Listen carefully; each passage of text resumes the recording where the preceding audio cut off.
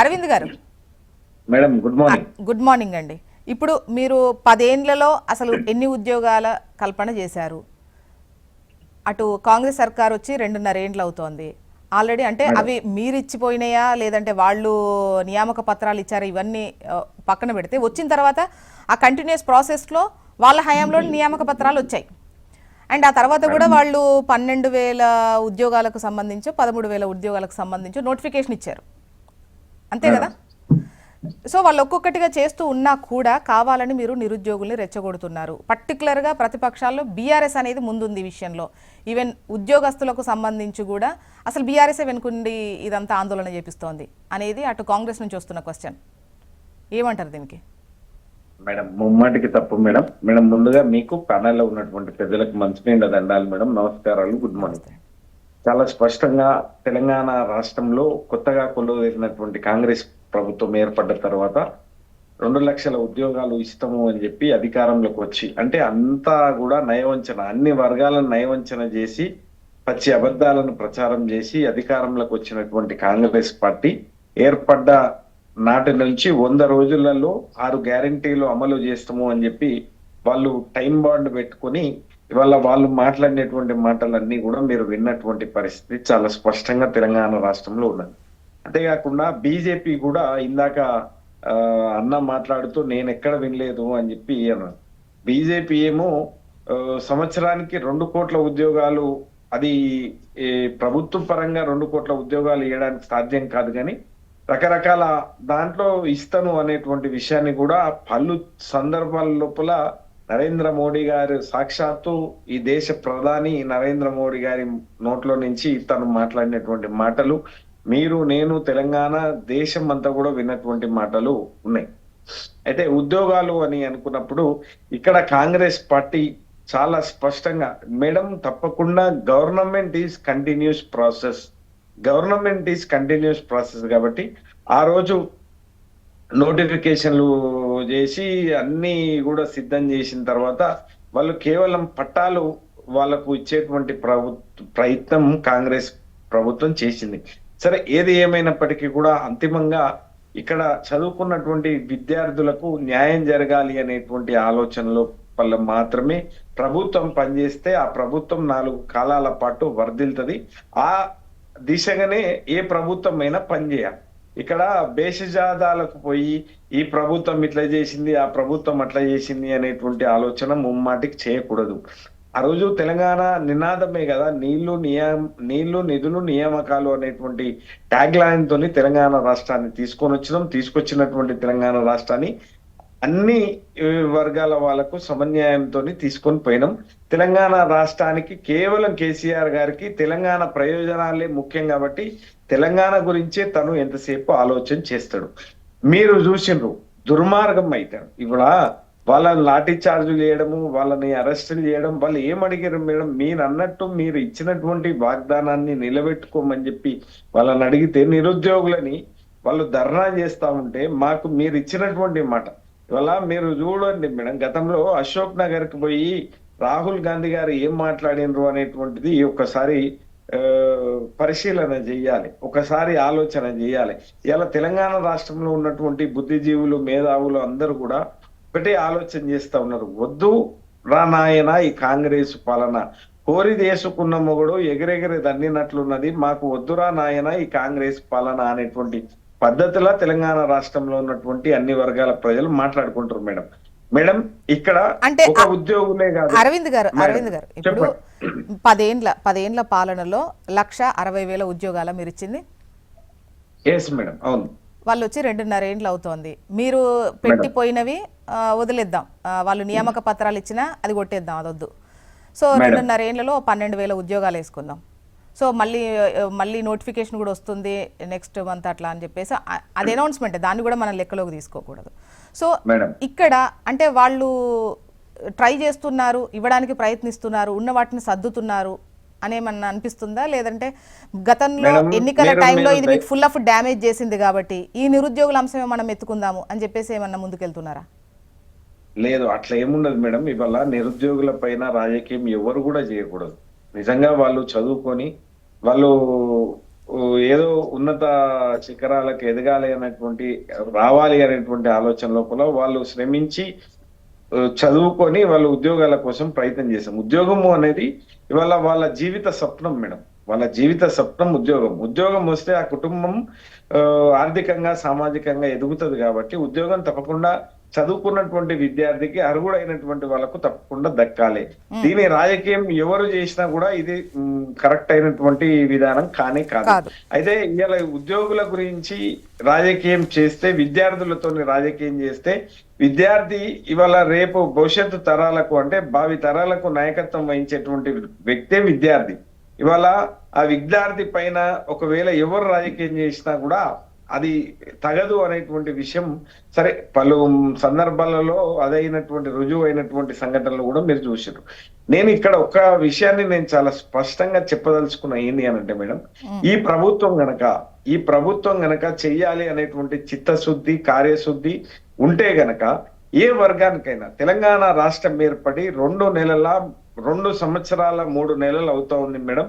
మొన్న 7 తారీఖుకి ఈ 2 సంవత్సరాల 3 నెలల లోపల విధ్వంసాలు తప్పిస్తే, కుంభకోణాలు తప్పిస్తే, అవినీతి తప్పిస్తే, కూల్చుడు తప్పిస్తే ఒక్కటన్నా నిర్మించినటువంటి నిర్మాణం ఎక్కడైనా ఉందా అనేటువంటి విషయాన్ని పరిశీలన తప్పకుండా చేస్తున్నారు.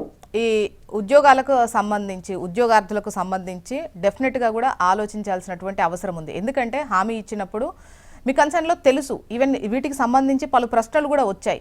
ఈవెన్ ఇచ్చినటువంటి హామీలపై అసలు రాష్ట్ర పరిస్థితి ఏ విధంగా ఉంది, ఎంత ఆదాయం ఉంది, ఇవన్నీ ఎలా సాధ్యము అన్నటువంటిది కావచ్చు.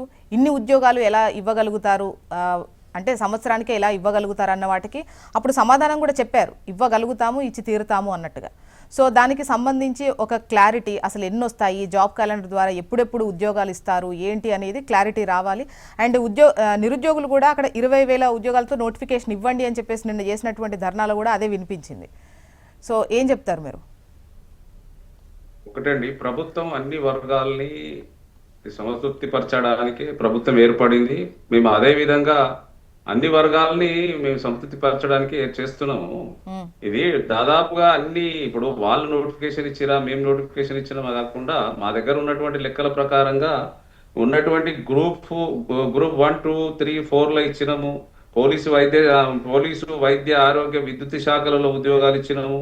ఇట్లా చెప్పుకుంటూ పోతే గవర్నమెంట్ లో ఉన్నటువంటి గవర్నమెంట్ ఉన్న శాఖలలో కూడా ఉద్యోగాలు ఇస్తున్నాం. ఇప్పుడు రాబోయే కాలంలో కూడా ముఖ్యమంత్రి గారు ఏంటంటే అందరికీ ఉన్నటువంటి యువకులకు అందరికీ ఉద్యోగాలు ఇవ్వాలి, ఆ విద్యని అభివృద్ధి చేయాలి, స్కిల్స్ ఇండియా పెట్టిండ్రు. ఒకటే కాదండి, అన్ని రకాలుగా ఇటు ప్రైవేటు ఉద్యోగాలు ఇవ్వాలి, ఇటు గవర్నమెంట్ ఉద్యోగాలు ఇవ్వాలని సంకల్పంతో చూడండి. అంటే ఉద్యోగస్తులేమో వాళ్ళ డిమాండ్స్ వాళ్ళకి సంబంధించి కొన్ని ముందు పెట్టినట్టుగా ఉన్నారు, నిరుద్యోగులేమో ఉద్యోగాలు కావాలని చేస్తున్నారు.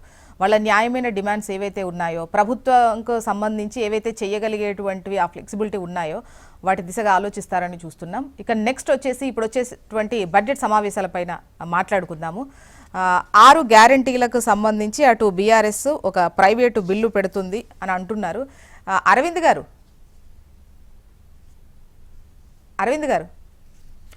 మేడం, ఏంటి ఈ బిల్లు పెడితే అధికార పక్షం కూడా సపోర్ట్ చేయాలా? మేడం తప్పకుండా ఈ తెలంగాణ రాష్ట్రంలో అంటే ఏమంటారు, ఈ 6 గ్యారంటీలకు చట్టభద్రత కల్పించాలి అనేటువంటి ఉద్దేశంతో తెలంగాణ రాష్ట్రంలోని ప్రధాన ప్రతిపక్షమైనటువంటి బీఆర్ఎస్ పార్టీ 6 గ్యారంటీలు 420 హామీల లోపల వీళ్ళు చెప్పినవి అనేటువంటి అన్ని ఉతాయి మేడం. మీరు పరిశీలన గనక మీరు చేస్తే తెలంగాణ రాష్ట్రం నాడు ఎట్లా ఉండే నేడు ఎట్లయిపోయింది అనేటువంటి ఆలోచన మీరు కానీ ఎవ్వరు తెలంగాణ రాష్ట్రంలో చేసిన విధ్వంసం వైపు తెలంగాణ రాష్ట్రం, అంధకారం వైపు తెలంగాణ రాష్ట్రం ఇవాళ పోతున్నటువంటి పరుగులు తీస్తున్నటువంటి నేపథ్యం ఉంది. నాడు తెలంగాణ రైతు ముఖంలో ఆనందం, నేడు తెలంగాణ రైతు ముఖంలో దుఃఖం. ఇవాళ రోడెక్కి రైతు అన్ని విధాలుగా 6 కాలం కష్టపడ్డటువంటి రైతు పులివిప్పిన నేమల్లాగా కష్టపడాలి. రైతు ఈ దేశానికి అన్నం పెడతా ఉన్నాడు కాబట్టి రైతేడ్చిన రాజ్యం ఎద్దేడ్చిన వ్యవసాయం ముందల పడదు కాబట్టి కేసీఆర్ గారు స్వయంగా అరవింద్ గారు ఈ 6 గ్యారంటీల చట్టబద్ధతకు ప్రైవేటు బిల్లు తేవాలి అని అనుకుంటున్నారు.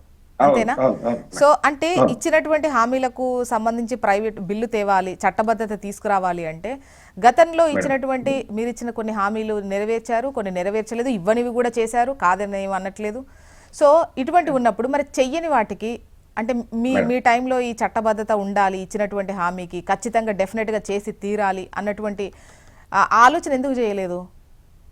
మేడం, మీరు గతంలో మీరు చూస్తే గనక తెలంగాణ రాష్ట్ర ప్రభుత్వం బీఆర్ఎస్ పార్టీ కొలువుదీరినప్పుడు 2014లో తెలంగాణ ప్రభుత్వానికి మనం వచ్చినప్పుడు అన్ని కొత్త కుండలో ఈగదొచ్చినట్లు అన్ని దాంట్లో మన సంసారం ఎట్లయితే చెక్కదీర్చుకుంటామో, మన ఇల్లుని ఎట్లయితే చిత్తశుద్ధితోని దిద్దుకుంటామో, సరిదిద్దుకుంటామో, అదే పద్ధతిలో తెలంగాణ రాష్ట్రాన్ని ఒక్కొక్కటిగా అన్ని రంగాలు, అంతిమంగా అన్ని రంగాల లోపల మేడం ప్రభుత్వం ఏదైనా కావచ్చు, మేము ఇక్కడ కాంగ్రెస్ ప్రభుత్వాన్ని కూడా వాళ్ళు చెప్పినట్లు వాళ్ళే స్వయంగా వాళ్ళ బాండ్ పేపర్లలో వాళ్ళు చెప్పినటువంటి మాట ఏంది అని అంటే 100 రోజుల్లో 6 గ్యారంటీలు చేస్తాము అని చెప్పన్నారు. అంతేకాకుండా ఇవాళ తీసుకుంటే 5,000, రేపు ఒకవేళ రైతు బంధు మీరు కనుక తీసుకుంటే 7,500 రూపాయలు వస్తాయి అనేటువంటి విషయాన్ని కూడా గతంలో ఇదే కాంగ్రెస్ పార్టీ చెప్పింది ఎన్నికలప్పుడు. మేడం ఇవాళ కోతల టైం వచ్చేసింది మేడం. డిసెంబర్ లో పడాల్సినటువంటి రైతు బంధు ఇవాళ కోతల టైం కూడా వచ్చింది. 2 సార్లు ఎగ్గొట్టినటువంటి ఈ ప్రభుత్వం ఇవాళ మూడోసారి కూడా రైతు బంధుకు రామ్ చెప్పేటువంటి పద్ధతిలో ఇవాళ ఉన్నది అనేటువంటి విషయాన్ని కూడా ఇవాళ అందరూ కూడా పరిశీలిస్తా ఉన్నారు. ఇవాళ ముఖ్యమంత్రి గారు ఈ విషయాన్ని అడిగితే నేను రైతు బంధు ఇచ్చినట్లున్నా, నాకైతే సంఖ్య తెలియదు అని చెప్పి ఇవాళ సాక్షాత్తు ముఖ్యమంత్రి గారే మాట్లాడుతూ ఉంటే ఇలా ఎటువైపు పోతుంది ఈ రాష్ట్రము అనేటువంటి విషయాన్ని కూడా ఒకసారి ఆత్మ పరిశీలన చేసుకోవాలి. రవికుమార్ గారి వాయిస్ తీసుకో. అయితే మేడం మేడం తెలంగాణ రాష్ట్రంలో ఈ 6 గ్యారంటీలకు చట్టభద్రత అంటే ఇవన్నీ అమలు కావాలి అని అంటే చట్టభద్రత కావాలి. దానికి సంబంధించి మేడం మీరు ఈ బడ్జెట్ చూస్తే ఇవాళ మనము 2 సంవత్సరాల 3 నెలల్లో ఉన్నాం కాబట్టి ఇవాళ 3వ బడ్జెట్ లో దాదాపుగా 60% బడ్జెట్ కూడా ప్రభుత్వాన్ని అయిపోతుంది. కాబట్టి దీంట్లో వీళ్ళు ఇచ్చినటువంటి 6 గ్యారంటీలు అమలు కావాలి అంటే చట్టభద్రత కావాలి అని చెప్పి బిల్లు ప్రవేశపెట్టబోతా ఉంది బీఆర్ఎస్ అనేటువంటి విషయాన్ని నేను